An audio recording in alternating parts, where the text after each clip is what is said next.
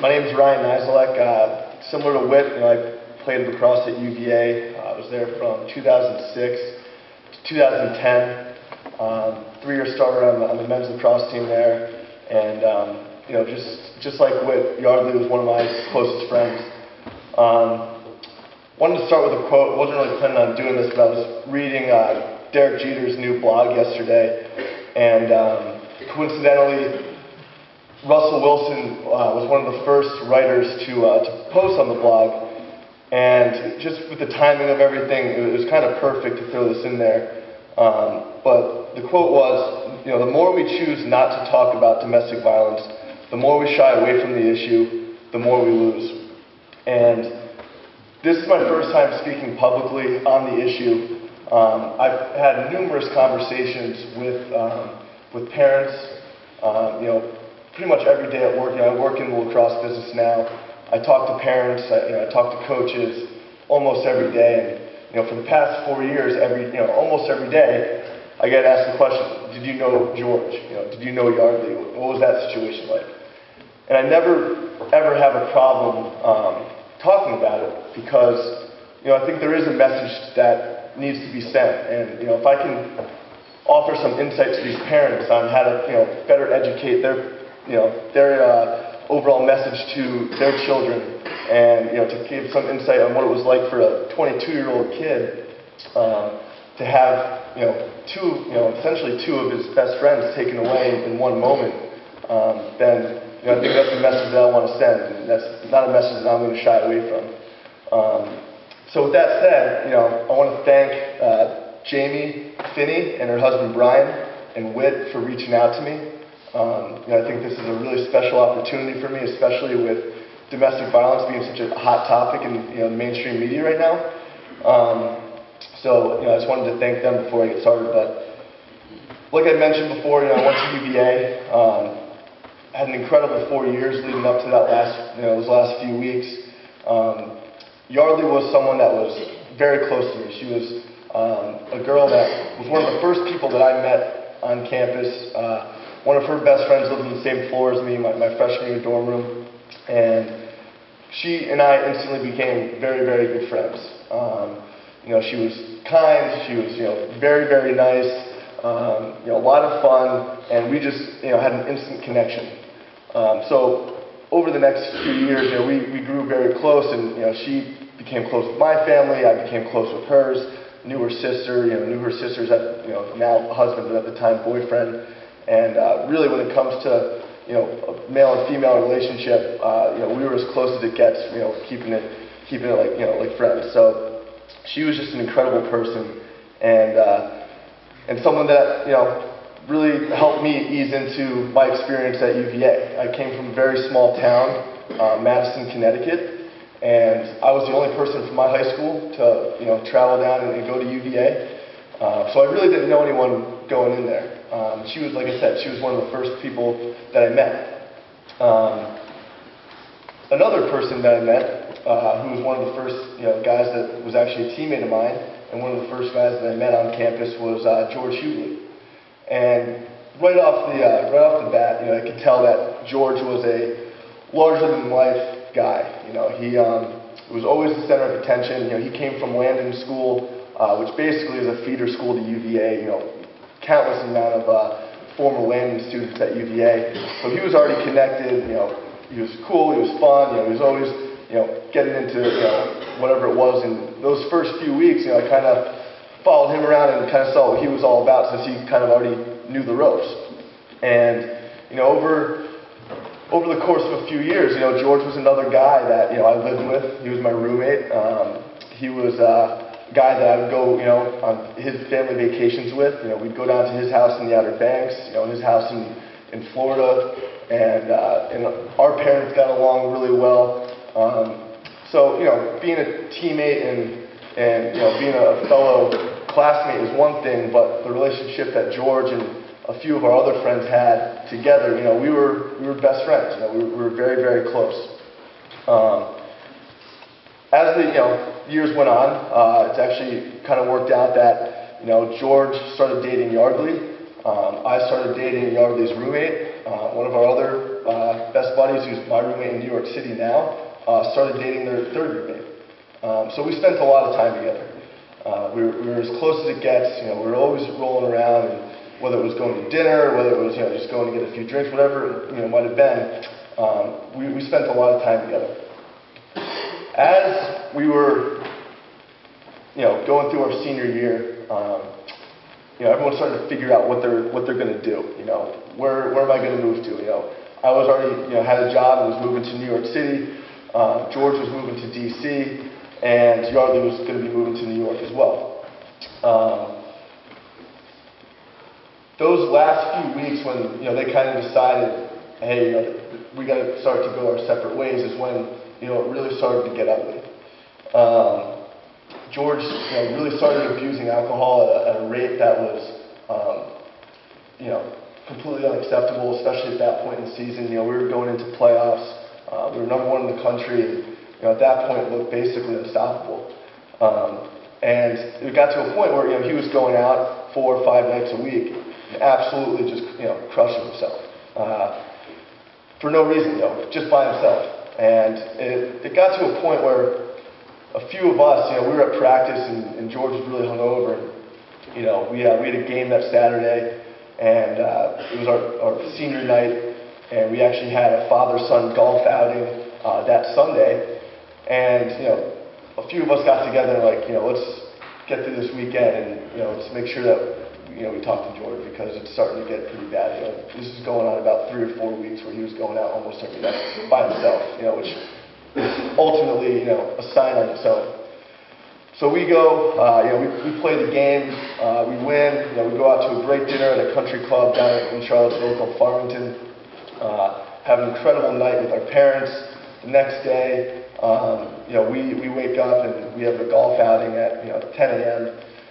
And before it even starts, 10 a.m. This is actually the last time I saw George, was in the parking lot at our apartment complex. And he was already, completely wasted, borderline blacked out. And my roommate at the time, Ken Clausen, and I were just like, how do we handle this right now? What do we say to him?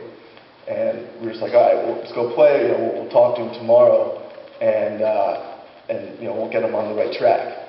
And unfortunately, that night is when this terrible tragedy happened. I still remember being in bed. My father, he stayed Sunday for the father-son thing and woke up super early to drive back to Connecticut that morning. And he called me at 3 a.m. and he was like, "Hey, Ryan, I just drove by your place.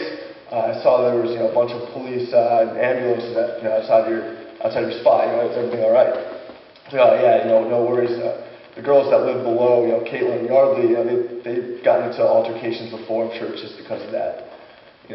All right, cool, man. I'll talk to you later. A few hours later, my buddy Brian is walking back, from pulling an all-nighter, studying for exams. He calls me, "Hey, what's going on at the girls' spot?" There's a lot of stuff, cops, ambulances. What's the deal? Told him the same thing. And about 20 minutes later, the girls' coach called my girlfriend, who was on the women's team, and I could hear her, screaming through the phone, hysterically crying. And as soon as I heard, her, and I knew what was going on outside of our apartment with the police and the ambulance, I knew right away that something bad really happened, because, previously to that, about a month earlier, George had gotten physical with Yardley. They got into an altercation, and he got physical with her to the point where I walked over to the girls' spot just one day, and she was in there, hysterically crying, and I tried calming her down, and she told me what happened. And I went and talked to George, and I said, "Hey man, you gotta take it easy. You could really hurt her if you continue to do that stuff." But I didn't really think that anything could happen, as severe as what happened 4 weeks later, the night that I'm talking about.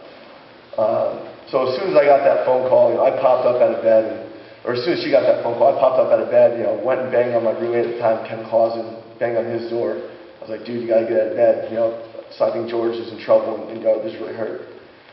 And sure enough, one of the fathers of one of the female players, picked me up in my apartment and got in his car, and he had told Caitlin and I what happened. And, I was just in shock at first. For us, we're, like I said before, we're number one in the country, unstoppable. We're getting ready for the NCAA playoffs. We're 2 weeks from graduation. How is this happening now? Why is this happening now?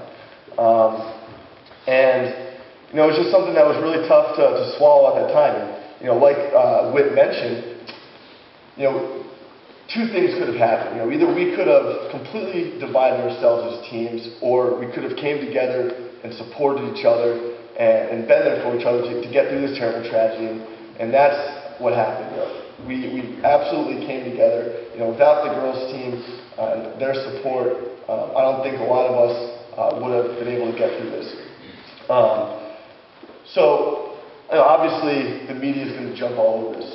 Privileged white kid, kills his girlfriend, and it comes off as a very, black and white topic. It looks very basic from the outside. Very easy to paint him as a complete monster, but just like I was talking about before, he was a normal guy that hit a bad streak. A guy that I loved. She was someone that I loved as well. The fact that this happened was just unbelievable. So the media circus that ensued was just almost too much to deal with. Not only labeling him a bad person, and clearly, what he did was, almost unforgivable. At the end of the day, I was raised to forgive, and at the end of the day, I will, one day do that. But for him to do something like that is obviously unexplainable and unacceptable. But to paint him as a bad person, his entire life, and it just was wrong. And from my perspective and from our perspective, and even from some of the girls, they'll tell you, they had incredible times with him, and they obviously had incredible times with her. But it just goes to show you that it can happen to anyone. So my message, and that I really want to send, is never be afraid to stand up and to put yourself in an uncomfortable position for what's right.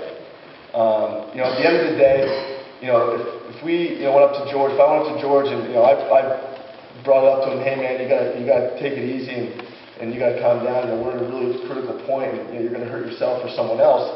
He probably would have been, whatever, Nizo, get out of here, or whatever.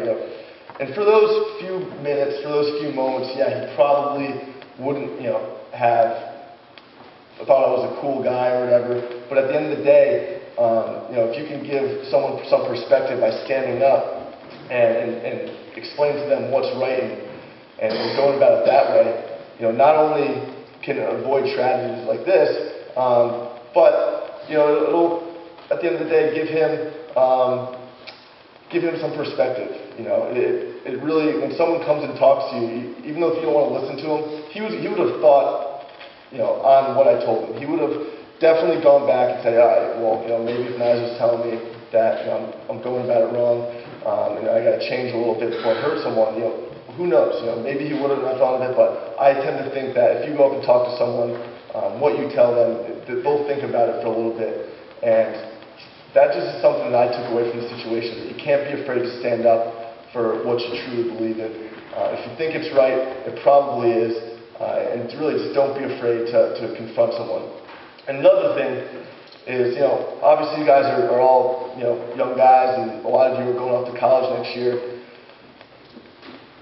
At college, you're going to come across a lot of, influences and distractions. And, the only thing that I can say is, when you do go and you do put yourself in these situations, go about them, responsibly.